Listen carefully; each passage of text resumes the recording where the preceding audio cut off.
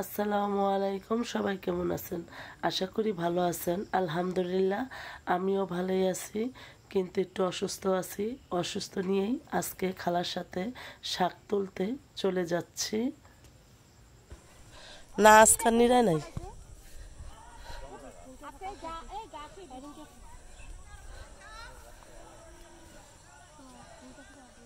ডাঁটা শাক মানে ডাঁটা গাছ।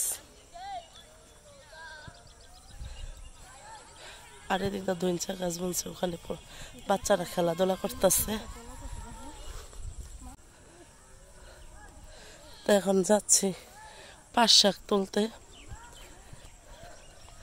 খালা, আমি, খালাতো বোন একসাথে নিয়ে গাছের থেকে তরতাজা পাট শাক তুলে রান্না করাটা খুব মজা, তাই না? ওই যে ওই বাসার কাকির সাথে কথা বলতেছে আমার খালা।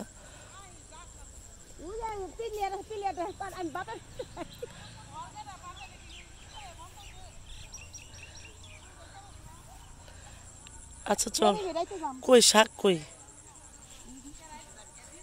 ও বড় শাক আছে।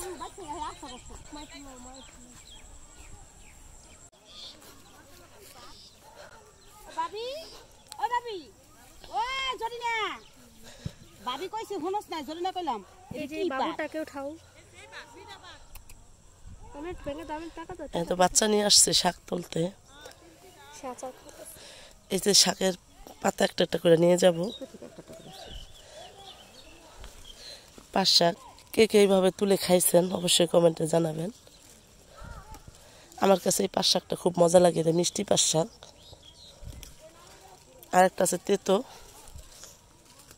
সবসময় বাজারে যেটা আর কি পাওয়া যায়।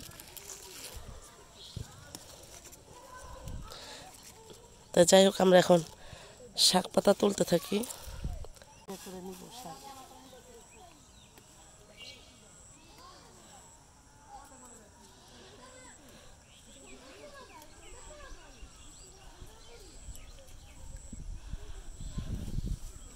পাট শাকটা খাইতে মজা লাগে না?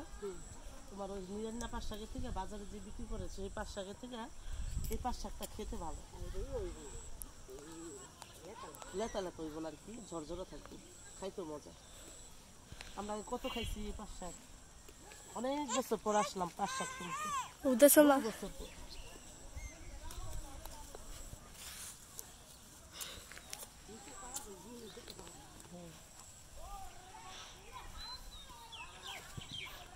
তবে এই ক্ষেতটা কিন্তু অন্য মানুষের না, মানে অন্য